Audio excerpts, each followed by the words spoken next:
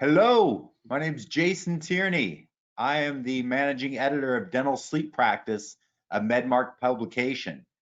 We're hosting this webinar today with Dr. John Tucker. I was under the impression, based on this background, that I was here to get my passport photo taken, but I guess I was wrong. So Jason. I want to welcome all of you to this live presentation and a question and answer session with Dr. John Tucker. In today's webinar, we'll be exploring the ways to decide the proper starting position for your oral appliance therapy when treating sleep disordered breathing. So before we get started, I want to ask all of you to submit your questions in the question box over there in your control panel, and we will do everything we can to get to all of those today. We'll answer them at the end of today's webinar. And then also associated with today's webinar, there's a free CE quiz. So while I'm sure you couldn't care less about getting CE, that's sarcasm, you can get CE if you complete the quiz. So that's at the end of the webinar. We'll email you instructions on how to access that CE quiz. So keep an eye out for that email. So today I want to introduce our guest, Dr. John Tucker. He's a longtime friend of mine, and he's maintained a private practice for almost 40 years, as well as lecturing throughout the nation. He holds 6 dental patents, not 1, not 3, not 5, but 6 dental patents. And he founded Erie Dental Sleep Therapy in 2007. He was named one of the best sleep doctors in both 2012 and 2013. And you get my vote, Dr. Tucker, for 2020. So without further ado, I want to turn this over to you, Dr. JT. From one JT to another, here's the baton.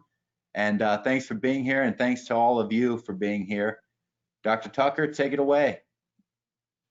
Thanks, JT. And you stole my line, one JT to another. Thank you, everybody, for attending our webinar this afternoon, depending on where you are demographically. And I apologize for my attire. I am at the office, and the office is cranking today. We've got to make up for 16 weeks of being shut down.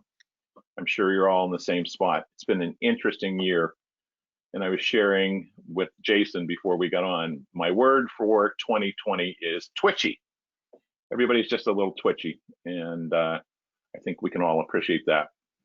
So let's go right into the program and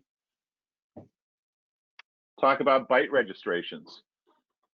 And, you know, Jason was kidding with me, some different techniques we're going to discuss today in our webinar. And I hope I can help you improve the way you're taking a bite registration for your oral appliances for a patient that has a sleep-related breathing disorder, such as obstructive sleep apnea or UARS. So that's nothing wants to work. Okay, good. Anyway, conflict of interest. Let me see if I can get my remote to work back so that I don't have to play around. I do speak for Kettenbach, and they sponsor our programs, and I'm very thankful for their support. And oh, by the way, I don't work with people that I don't use their products. So I am still analog. We still take analog impressions.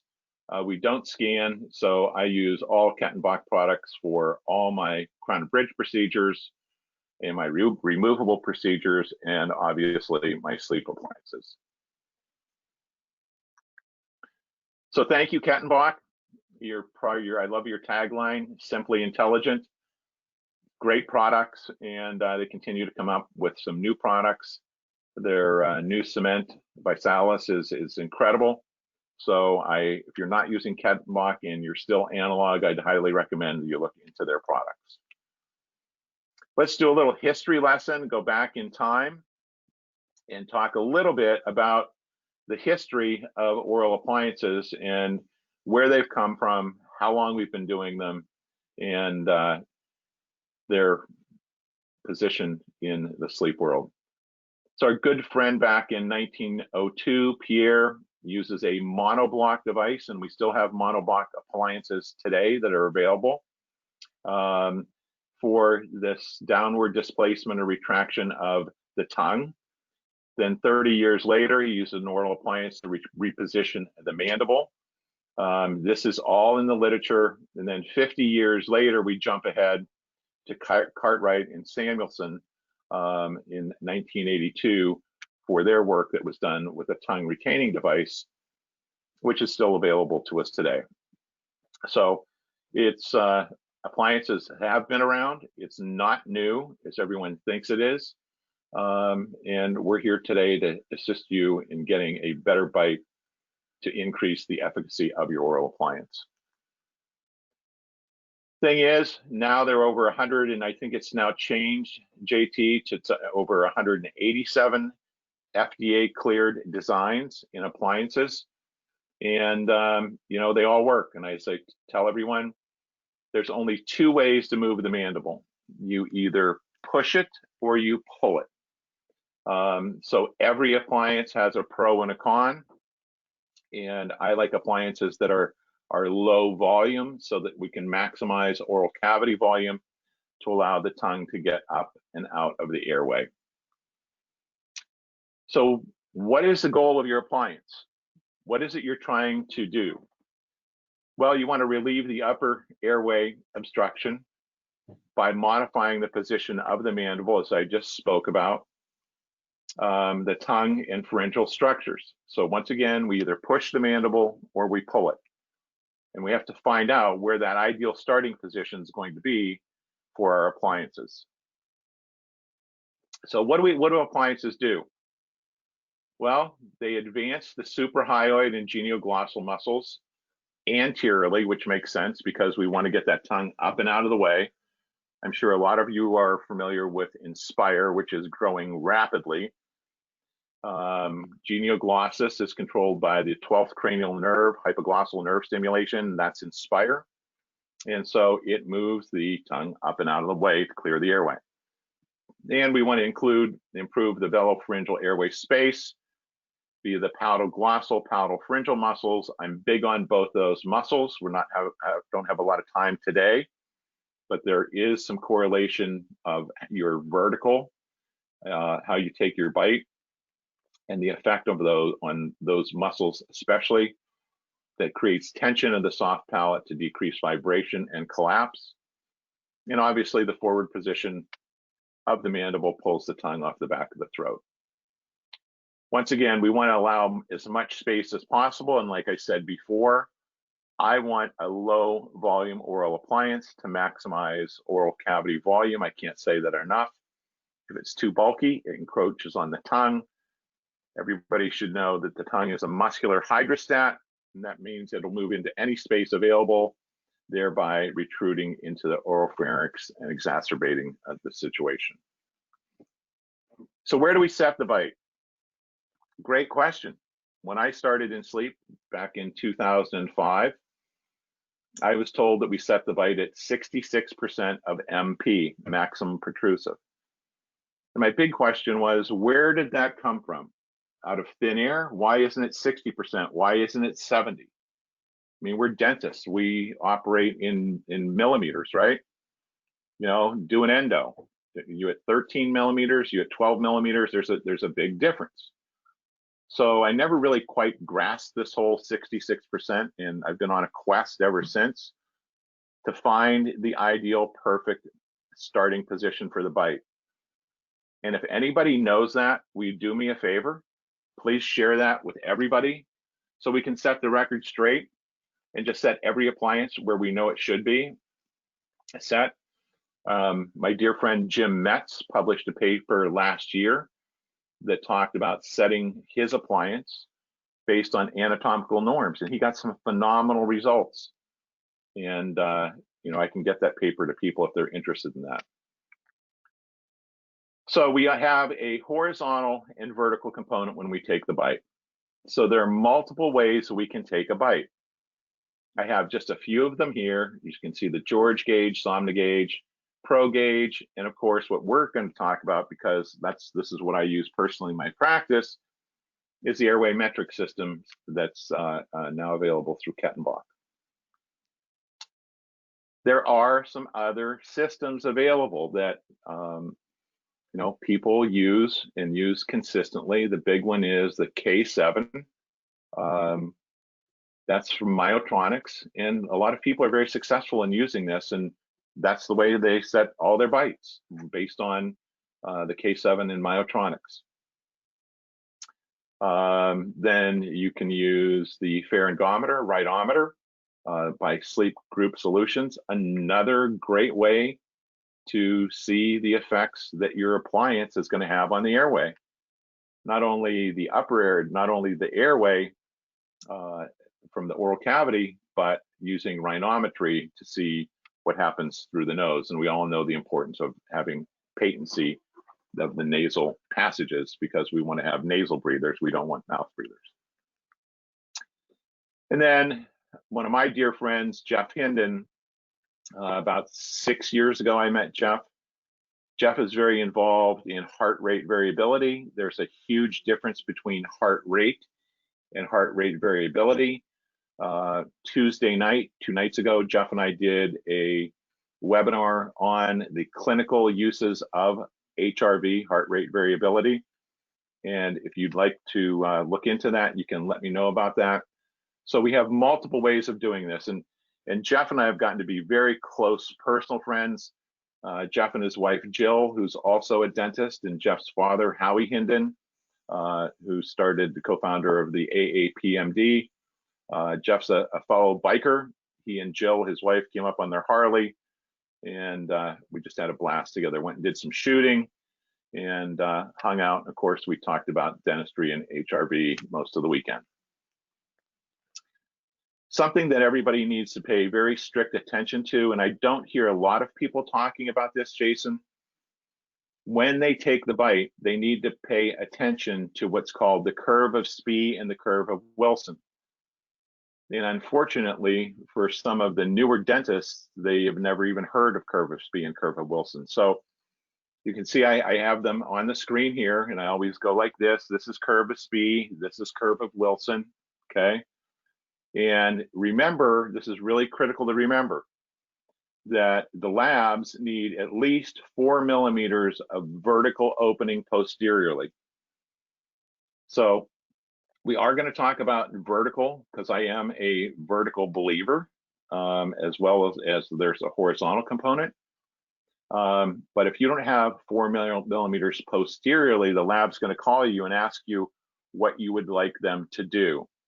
And typically the reason you don't have clearance, maybe you have a 4 millimeter airway metrics key in the anterior area, and you're thinking, I'm golden, I've got 4 millimeters. Well, the first thing you need to do once you place that key is look at the curve of Spee and the curve of Wilson, because you may not have 4 millimeters posteriorly. So there's a huge point right there. So let's go look at the literature and see what the literature says about how much we should advance an appliance. And this is work done by Kathleen Ferguson and her group. She's done a tremendous amount of research on oral appliances. And you can see she did 2 different positions of her MP, maximum protrusive, 50 and 75%. The interesting thing about this study was this. They defined what the treatment outcome was, what the treatment AHI was, and they used equal to or less than 10. So you can see on the screen, I'm not going to read through the whole screen, but it's 32% versus 52%. So obviously more, their take was more protrusive gave a better end result. And their statement was their side effects did not increase with more protrusive. We want all our appliances to be titratable. Do it over weeks to months. Some new appliances have come out. Respire Medical just came out with their AT Pink, and it's got a titration key in the back of the appliance on the arm, and 1/4 millimeter, one turn is a 1/4 millimeter, which is very cool. And other people have other advancement mechanisms. They all work, like I said, Only two ways to move the mandible, ladies and gentlemen, either pull it or push it. So, and the optimum therapeutic position can't be achieved. We get that maximum forward position that doesn't produce side effects. And like I like to say, it is individualized for the patient, because everybody wants to know that ideal starting point. And my question back to them is, what is the ideal amount of insulin for every diabetic? It's titrated, it's individualized for that patient. They're titrated over symptom improvement. Patients need to have a follow-up evaluation to determine the efficacy of the appliances. No longer things have changed. No longer do patients have to go back to a sleep lab and have an attended type 1 polysomnogram done. Everybody seems to switch over to home sleep testing, which is great. And you should investigate some of the companies that are out there that are doing that right now. One of my personal favorites, my opinion is I really love sleeptest.com. Easy to use, easy system, and easy for the system or for the patient. Tegelenberg came out with this study and looked at not only 50 or 75% of maximum protrusive, but what was the effect on the patient that had mild to moderate OSA? Well, what they found in this study was 50 to 75% in the mild to moderate. So that would mean an AHI up to 29. 50% of MP made no difference versus 75%. However, in the severe, they had much more efficacy in treatment using 75% of MP versus 50%. One of the things you need to remember is your appliances cannot go backwards, meaning if you've set the protrusive or the horizontal too far and the patient has discomfort in the muscles, in the jaw joint, a lot of times the appliance will need to go back to the lab and have a bite reset. So looking at horizontal advancement, and I don't see this study cited very often, what's the effect of advancement on the jaw and the teeth? Well, for every millimeter of advancement from an appliance, we generate 120 gram force per millimeter. So just think about that in your advancement protocol and with the forces that are being placed on the stomatognathic system. Let's really open up Pandora's box and talk about vertical dimension. So I spent a ton of time studying vertical because I wanted to try and figure out how important is vertical versus horizontal. And there have been multiple studies done. This study looked at vertical opening on the pharyngeal dimensions with patients that had sleep apnea. Here's what's very interesting, and that's one of the things you need to pay attention to when you're reading a study is this. The vertical opening was up to 20 millimeters by mandibular downward movement of the mandible, starting from an initial vertical of 6.8 and a mean maximal comfortable protrusion of 7.2. The N in this was 40, which was not bad.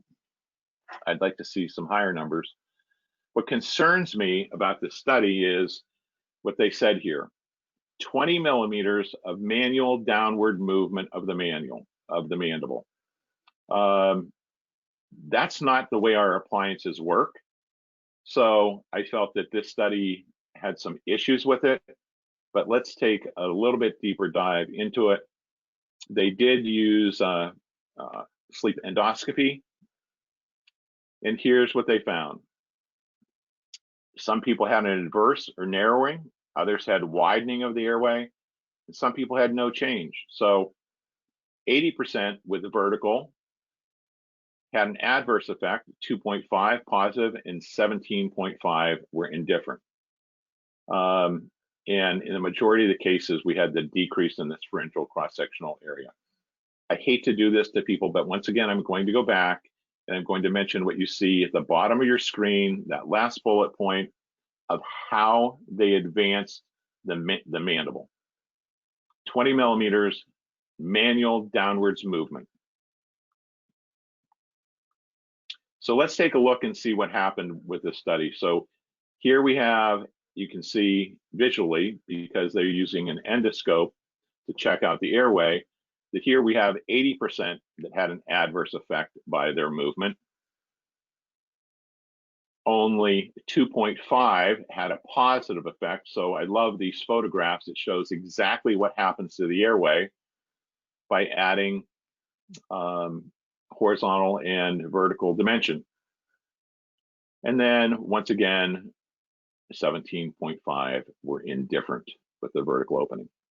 But like I said, back to it, not to be redundant, I think there's some flaws with the study in the way that they did it. I wish they would have done it with airway metrics keys.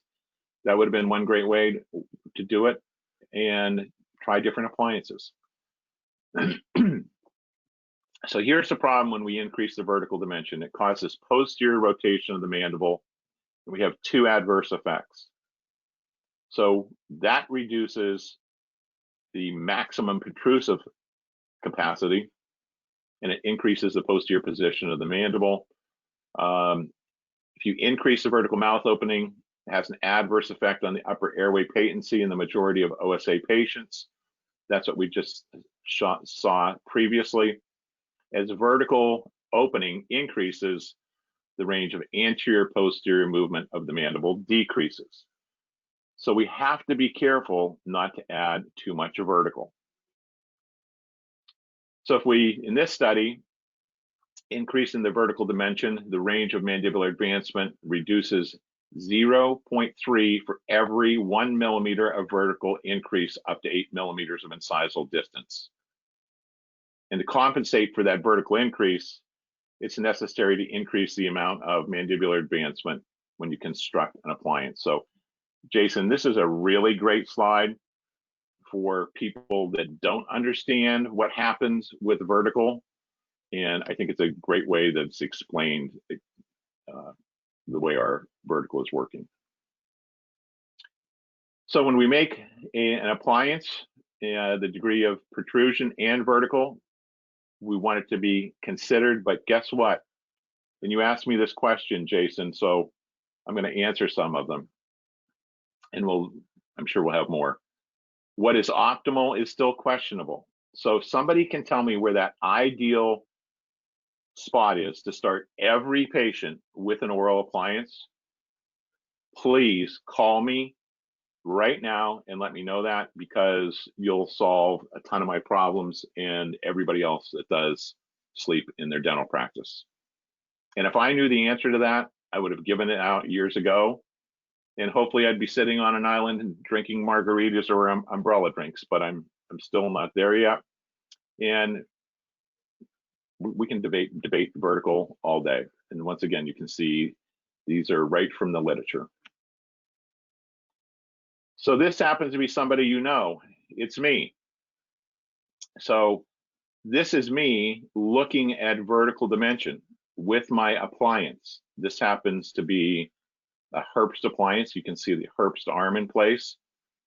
So at 9 millimeters of vertical, my posterior airway space is 13.1. So you can see that I've actually shut down the airway, the posterior airway space. And trust me, I realize on this stuff, I'm vertical and awake. I understand that concept. We decrease the vertical to 7.7. I go to 13.9. We go to 7.4 vertical and 5 horizontal, and I go to 16.8. So this is myself. I know this is an N of 1, but I think this definitely shows the combination of vertical and horizontal and the positive impact it has on the airway itself. So I wanted to play more and figure out more about this. So I use myself as my own experimental animal, if you will. So here's what I did. This is, you can see this is my Vautech green 15 by 15 CBCT. with a ceph arm on it as well. It's a phenomenal unit. I love it. The best investment I've made in my 43 years of doing dentistry. So here's what I did. I took a ceph of myself in MP. Then I took the airway metrics key. You can see this on your right. That shot is without an appliance in my mouth. And of course, since the airway metrics keys are plastic, they're not going to show up radiographically. So let's see what happens to my C-spine, because we know there's a correlation between C-spine and airway issues and the effect that the appliances can have on the C-spine as well, and the hyoid. We talked about that briefly in some of the previous slides. So here's 8 millimeters of vertical. And one of the things I want you to pay attention to is my lip competence, because we're going to talk a lot about that. My lip competence. The more vertical you add, the less lip competence you have. And if you can't get lip competence, then you've created a mouth breather. And this program is not about nasal breathing versus mouth breathing. Go read James Nestor's book, Breath, which I think, Jason, I don't know how many webinars have been given on that, but that's an incredible book. And great way for you to learn about nasal patency versus oral patency and what happens when you're an oral breather. So right here at 12, if I would set the bite for myself at 12 millimeters of vertical, I've just now created myself as a mouth breather, and even 8 millimeters, you can see I'm straining to get my lips together. So we have to be careful with our vertical dimension that we actually don't shut down the airway and decrease the posterior airway space, as you can see that's happened here. So what's the word on vertical dimension of occlusion? Debate's still out. The fight's still going on. The boxing gloves are on. And, you know, there are those of you that will tell you absolutely there's a vertical component, and those will say there isn't. Here's what I'd like to have you think about. There has to be a vertical component. Why does there have to be a vertical component? Because the lab needs a certain volume posteriorly to support and maintain the appliance.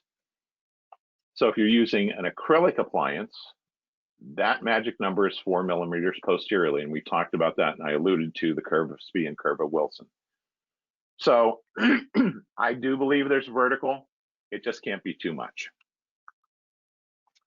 So you're all thinking about bite registration. Sorry, checking to make sure we're all on time. You can see a wax bite. Well, good luck taking a wax bite. What's your vertical and horizontal component? We're going to talk about airway metrics on the right. You see the George gauge. And I used to use the George gauge when I first started out. That was part of my education. That was how I was trained. And then I started to investigate different systems. So this is the airway metric system. It comes in different colors. What's the difference in color mean? Absolutely nothing. It's so if you have multiple kits like we do, that you can keep them assembled appropriately.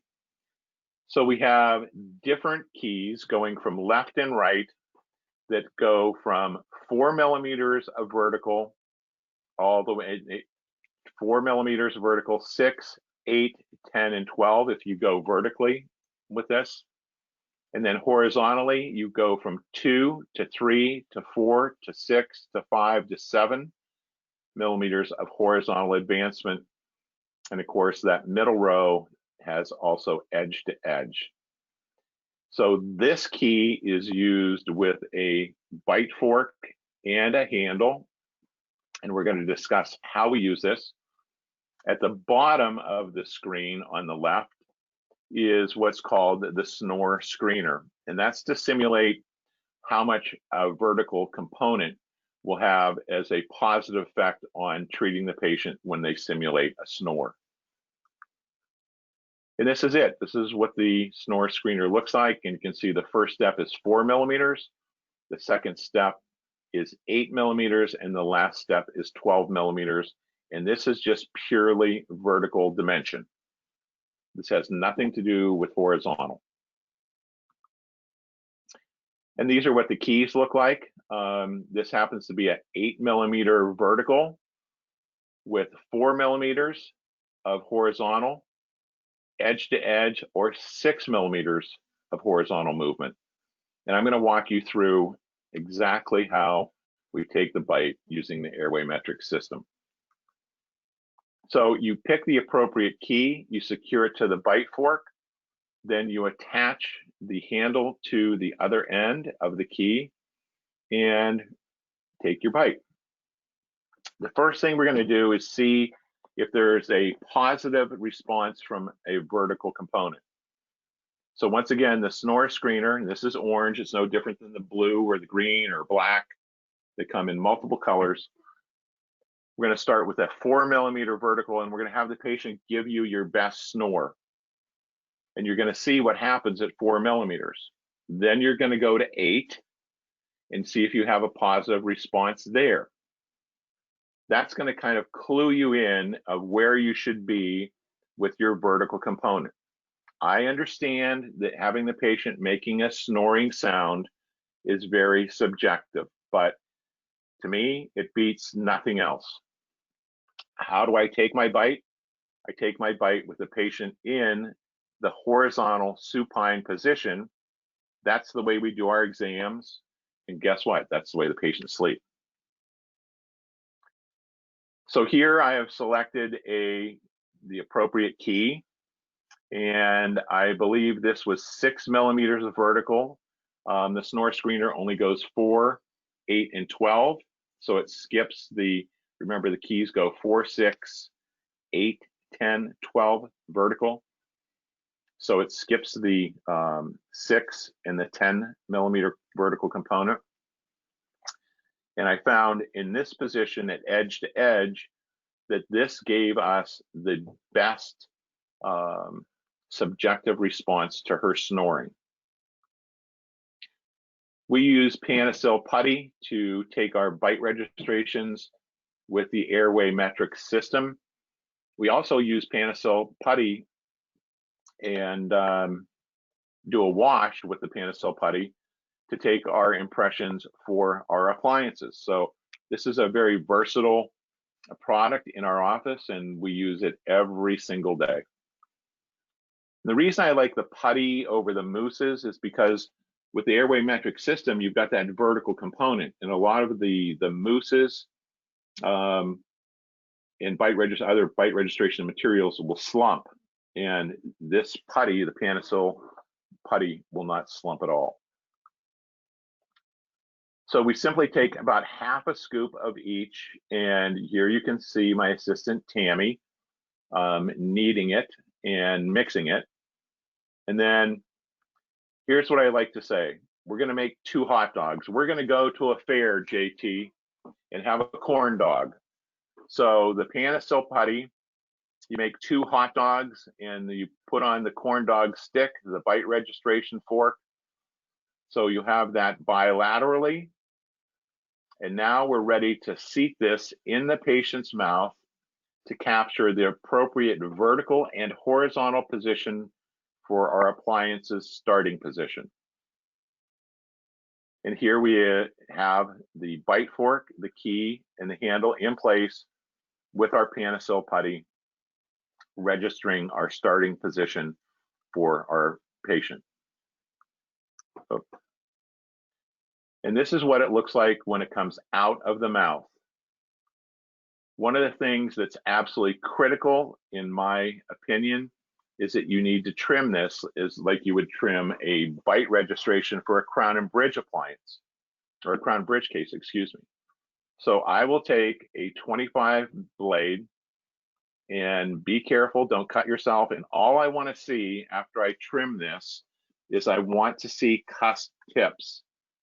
That will ensure that it seats on the models appropriately, and you'll get back a better product from your lab if the models don't bounce.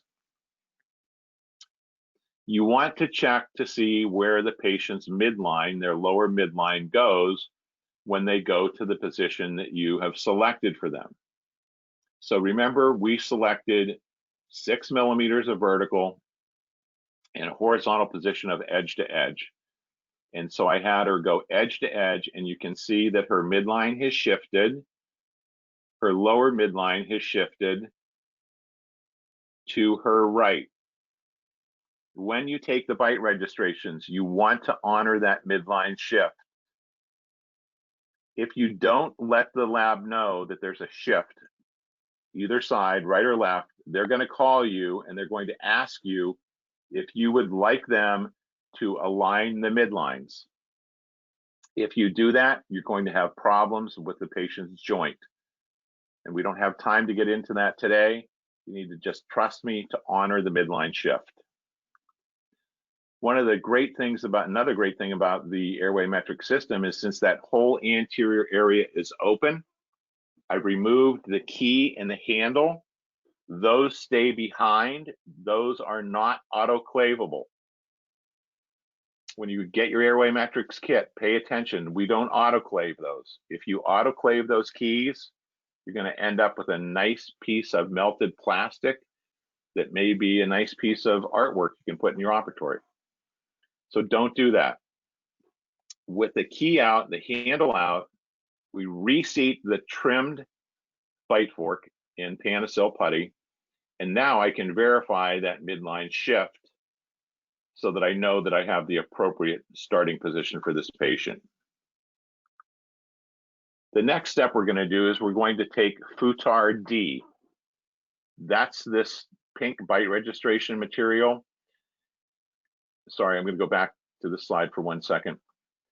Right now, we have 2 posterior stops for the bite registration. And if you send this bite fork to the lab, they only have 2 positions posteriorly, and the models will rock once they're articulated.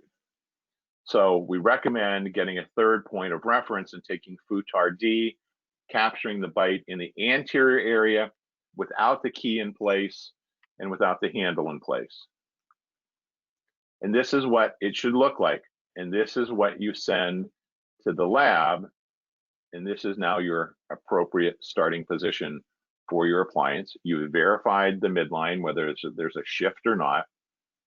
And you've appropriately captured the posterior bite and anterior bite so that they'll have good stops, so that they can fabricate an appliance that's at a good starting position for you and your patient. So some of you have scanners, some of you don't do analog. And for those of you that scan, I think that's some really neat technology. I haven't gotten there yet. I'm still old school. So how do you use airway metrics in scan? Great question. You're going to take your bite the same way you did. You're going to use the snore screener, just the way that I instructed you. Find out where that vertical component is. Find out where that anterior, posterior, that horizontal position is. And then you're going to take your bite. Do not trim the bite. This is one situation where you don't trim it, and I'll show you why. You're going to cut the bite registration in half. Just take a pair of side cutters and cut it right in half. And now you're going to take the right component and seat it in the patient's mouth and scan the left side, and you can scan all the way up to the anterior. You can see we have plenty of room posterior. You don't have to worry about curve of Spee or curve of Wilson in this case. So scan the patient's left side with the right bite registration component in place. Then remove that, place the left side in the patient's mouth, and you scan the right side. Now, there's been some talk about, well, couldn't I just leave the airway metrics key in place and scan that way? You could, but what you're going to find is, I guarantee you 100%, that patient's mandible is going to move. There's no way for it to stay in a stationary position. And you just have to trust me with that. Why didn't I trim the bite registration material? Because it's easier for the patient to get back into this bite because there's more volume of the putty to engage the dentition and the soft tissue and get a very stable position for the bite. So there's the way you solve your scanning position, scanning technique, and the bite position using airway metrics.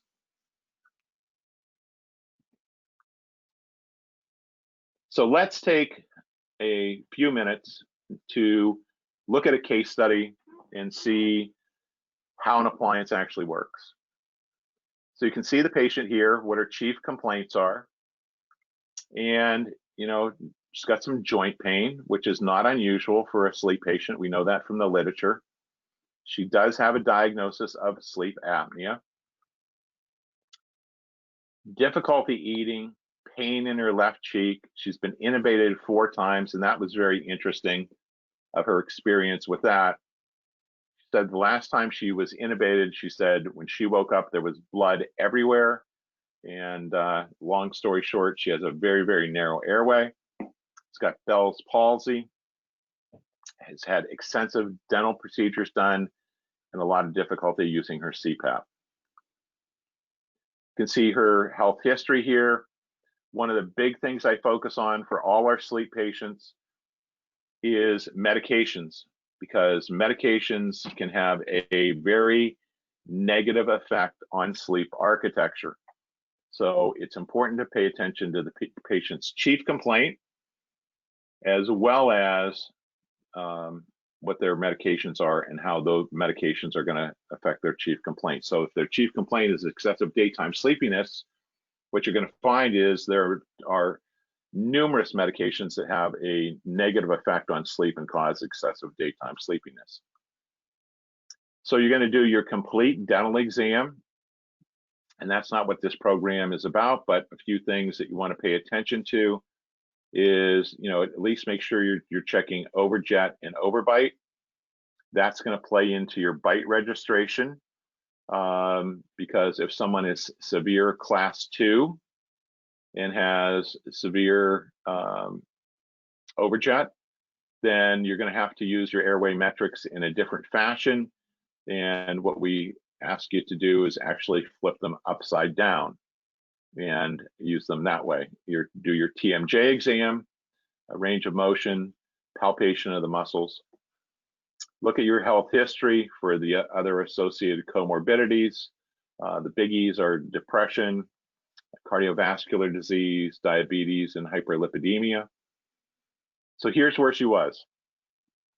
Her OSA was severe at 62 events per hour based on a polysomnogram. Look at her sleep architecture. Total non-REM sleep is 100%. She had 0 REM sleep, and her it should be SpO2, because we don't do SaO2. SaO2 is arterial O2 saturation, and to do that, you need to do a venipuncture. So 14 centimeters water pressure on her PAP. She comes down to an AHI of 5.4. You can see her sleep architecture has gotten better. Now she has REM sleep. REM sleep is brain sleep. So she's feeling better, but she's still having jaw joint issues. SpO2, 86%.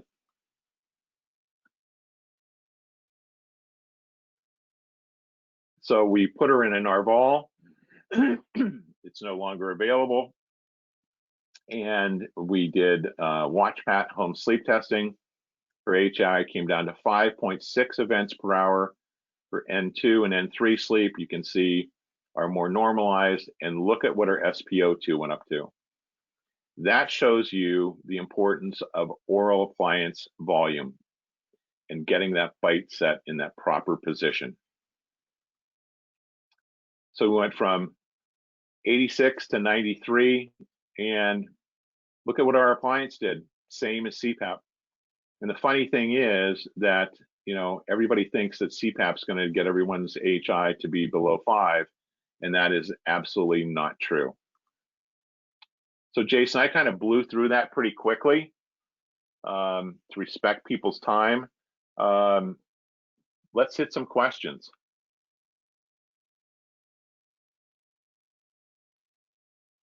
Let's do.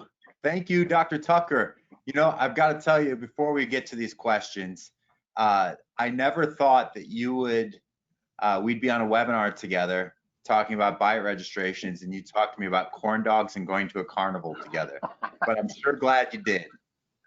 So well, after your trip, I'm sure that you encountered some corn dogs and carnivals. Sure. And a share of carnies. But exactly. But yeah, thanks for walking us through that presentation. And a number of questions did come through. You know, the more we learn, the more questions that we have. So the dental sleep practice team has been kind enough to relay some of those questions over to us. And you can still ask any questions that you have down there in the questions box on your control panel. So ask those questions. We'll try to get to all of them now before we end. Question that I have for you is, as far as the airway metrics system is concerned, I understand that you might have to work through multiple keys to find the optimal position, but just generally speaking, how long does that process take chairside? Excellent question, Jason. And it's like anything that we do, the more you use it and more experience you have, the better adept you are at doing it.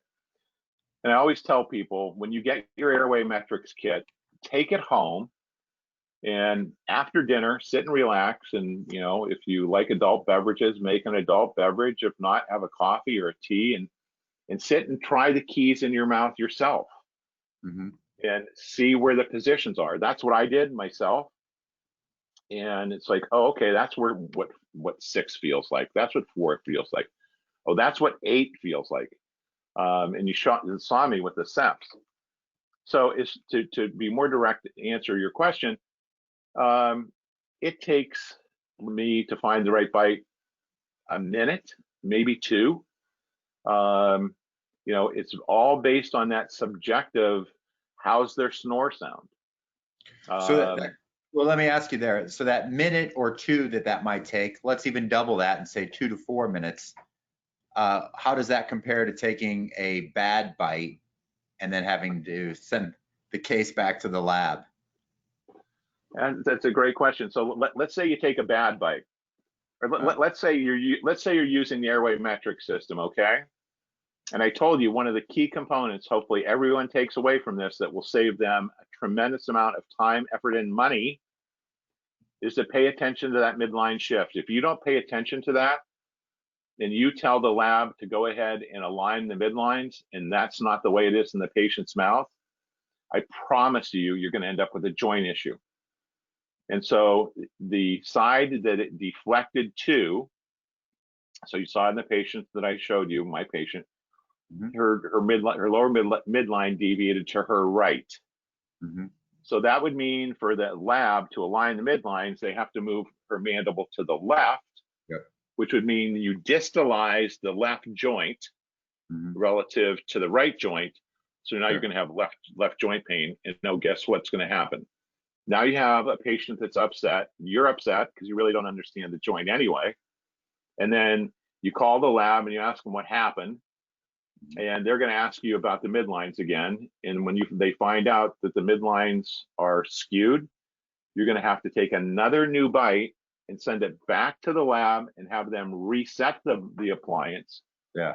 And most labs charge about $150 to do that, Jason. So spend the time, and even if it takes you 5 minutes, I mean, who cares? 5 minutes is nothing. Sure. So, you know, taking the keys, the most critical thing is this. The first thing you should look at, number 1, is curve of Spee and curve of Wilson. The minimum vertical we know we need is 4 millimeters. So where do I start? With that 4 millimeter key. What determines if I go to the next key vertically to the 6? Curve of Spee and curve of Wilson. If I don't have enough room posteriorly, I know I need to go more vertically. There's no choice. We have no other decision to make. So once I find my vertical, then I focus on the horizontal. And How do I do that? Actually, this is an opportune time to ask another question that shed some light here. There was a question about from someone about maximum protrusion and range of motion, horizontal range of motion. So their question is really what they're asking is if that's a matter of semantics, is maximum protrusion the same thing as the full range of motion essentially? The answer is yes. And, here's what we have to do. When you're using I'm going to answer this question in two parts. Here's what you have to do. Most of us that started in sleep started probably with a George gauge. Would you agree with that, JT? I mean, you've been around this a long time. And we were all taught to go 66%. And so we all did that. Problem with the George gauge is only have two different verticals, 2 millimeters, which is not enough, or 5. And if you use one, it's not very accurate, okay? So that's where that whole X% of MP, maximum protrusion, came into place. With the airway metrics, you're not focusing on what their MP is because there's a vertical component. And hopefully that makes sense. Does that make sense to you, JT? It makes sense to me, yes. And there's and let me go one step forward. Sure. So what are normal ranges of motion? Great question. Glad you asked. I like to make it really simple. All right. 40, 10, 10, 10. Okay. So 40 millimeters, a lot of people say 4 fingers of maximum vertical, right? 10 millimeters left, 10 millimeters right for excursions. Some people like to say 15. It all depends on how excursively literate is, like I like to say the patients are, because you'll say to a patient, move your lower jaw to the left, and they go like this.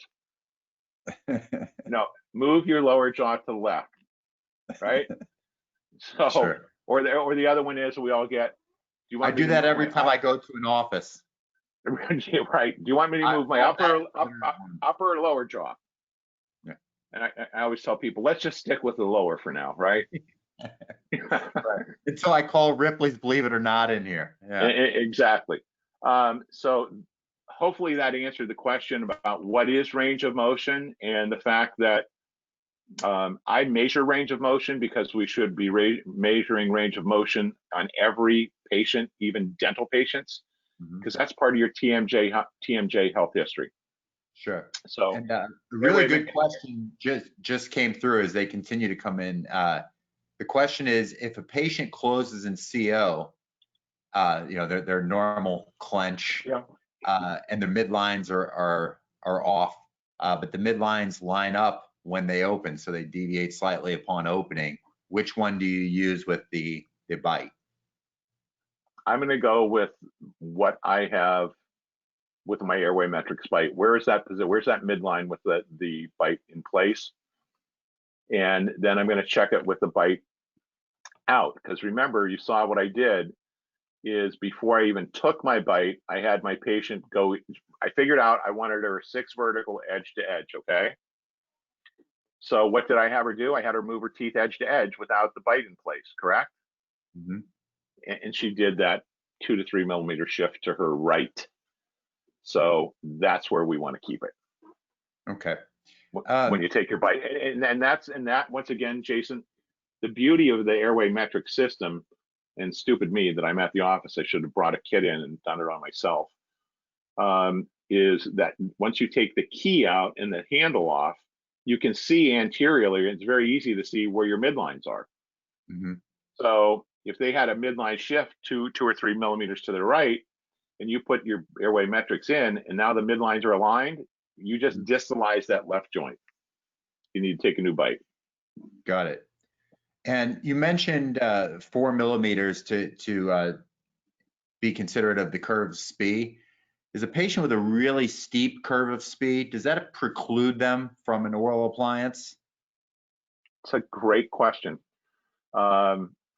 Absolutely not. It's just you're going to have to alter your vertical dimension to accommodate for the curve of Spee and curve of Wilson based on that patient. And I'll tell you where you'll typically see that is, let's take a patient that has a Kennedy class 2 lower situation, and they've never had a partial made. So now you've had super eruption of the maxillary molars, right? So now we have a negative curve of Spee, and you want to make them an appliance. That becomes a huge issue of where you're going to, how much vertical you're going to need. And, you know, that's been great for me since I love pros, you know that. I'm going to talk the patient into, not talk them into, I'm going to have a discussion with them about their prosthetic needs prior to us making them an oral appliance.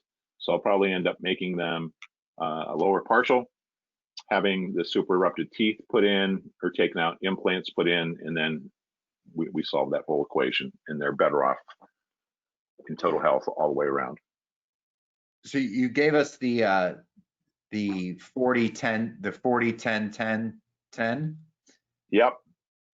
How often do you see a case where the patient really doesn't need any protrusion? They just need to be prevented from any retrusion while asleep.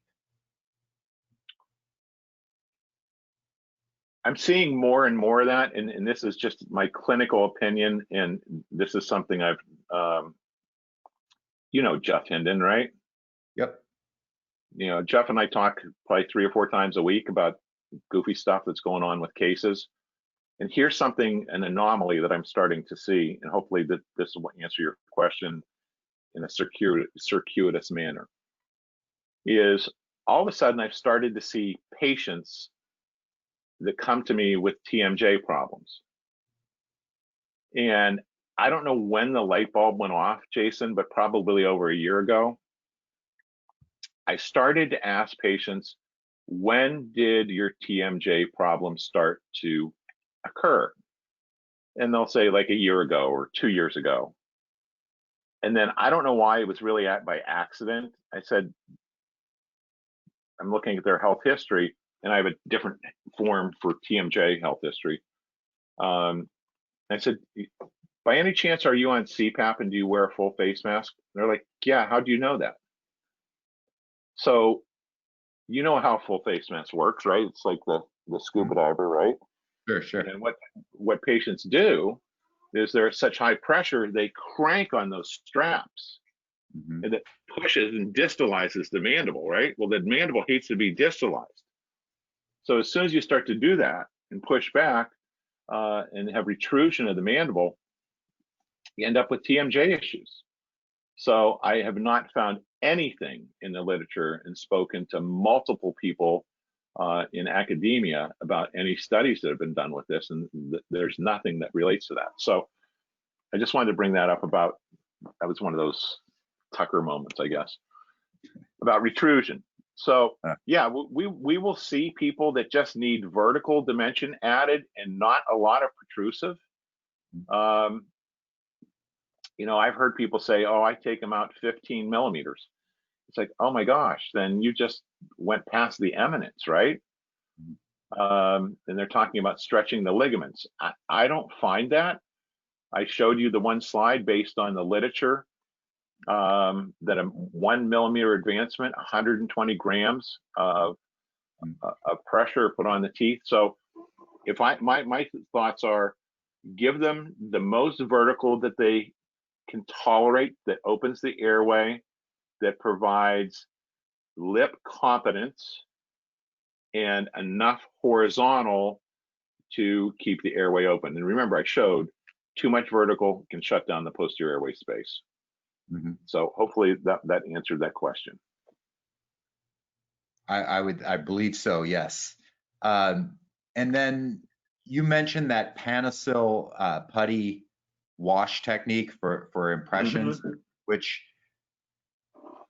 it's not often that I hear dentists get particularly excited about an impression technique, but I've had many dentists, particularly when it comes to oral appliance therapy, sing the praises of that technique. Can you just share a little bit more about why that, what that's done for you? Yeah, can you hang on 1 second? Sure. I don't know if any of you guys use these Kenwood radios in your office, but this is the way we all communicate with each other. And usually I have an earpiece in other than my headset. So we're going to get the boss to come in, and Tammy is my assistant. And many of you have met Tammy. She actually teaches when we were live. She was teaching the hands-on component, Jason, and teaching the team members how to take impressions with all the Kettenbach products. So let's see if Tammy can bring that in. Hey, Tammy, can you do me a favor and bring the Panasil putty and the wash that you use to take impressions for our sleep appliances into the office, and just come on in. You don't need to knock. So while she's doing that, let's see if there are any other questions. We had another question. The question came in earlier, and eventually you addressed it, but it was about whether or not you use CBCT, and you said that it was the best purchase you made in 40 years.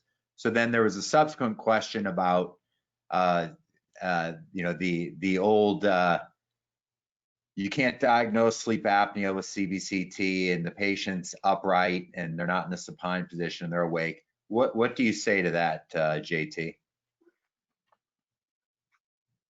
That's another outstanding. You always seem to ask the best questions there, JT. I'm just relaying.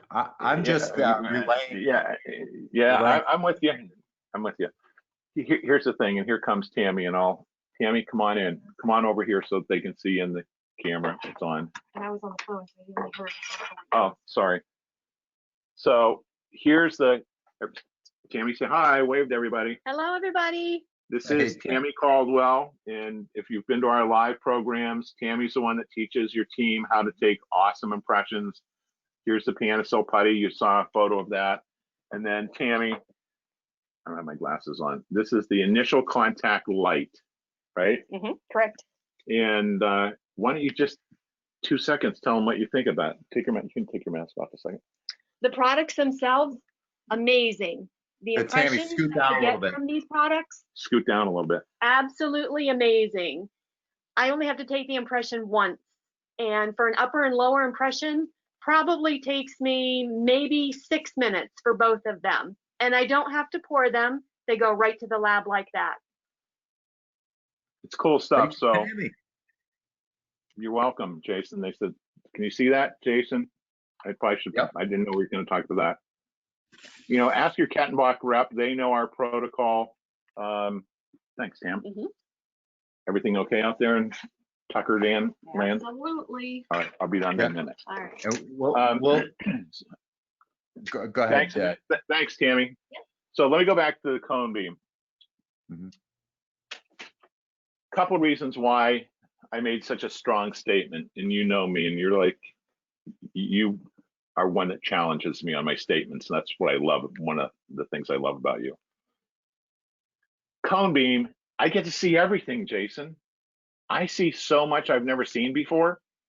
I didn't buy cone beam to make tons of money off of taking scans. I made it to see more. And the more I see, the more comprehensive care I can provide to my patients. So what about cone beam in the airway? Do I take a cone beam on every sleep patient? Absolutely not. I don't. I know it's in the literature, the cross-sectional area of the patients that have constricted airway. That's one piece of the puzzle. So when will I take a cone beam? When it's warranted. Okay, they've got to have some issue. If there's a joint issue, non-specific pain with the joint and or teeth, I'm going to get a cone beam. Then I'm going to get a chance to see their airway. Remember, the majority of patients I treat for a sleep-related breathing disorder, such as obstructive sleep apnea, come to me they're pre-diagnosed, Jason, and they're CPAP intolerant. So do I really need a CBCT to see what's going on with the airway? No. I'll take it for the joint if I think there's an issue there. But once again, all the things we look at, we're all vertical and awake. And the other thing is with CBCT is I can change the cross-sectional area of my airway just by my head position. So we call this automatic CPR, right? That's what we do when our airway starts to collapse. So if you take a CBCT of me like this, my airway is going to be bigger than it is if I do this, right? So that's my 2 cents on CBCT. Wouldn't trade it for the world though. Thank you, thank you. And we Welcome. are out of time. So I want to say thank you to everyone that submitted questions. And if we didn't get to it, we'll answer your question after the webinar via email. Also want to remind each of you to take that free CE quiz that you'll receive via email. You'll also receive a recording of this presentation, and that email will have information about the CE quiz too. Thanks everyone for being here. Thank you, Dr. Tucker. It's always a pleasure to connect with you and learn from you. No matter how much we chat, I always learn something new from you. And I also want to thank our sponsor, Kettenbach, and from everyone at Dental Sleep Practice and MedMark Media, I want to say thank you, sleep well, take care of yourselves, and be the best version of yourself you can be. Thank you. Amen. Thank you, Jason. Everyone be well. Have a great afternoon.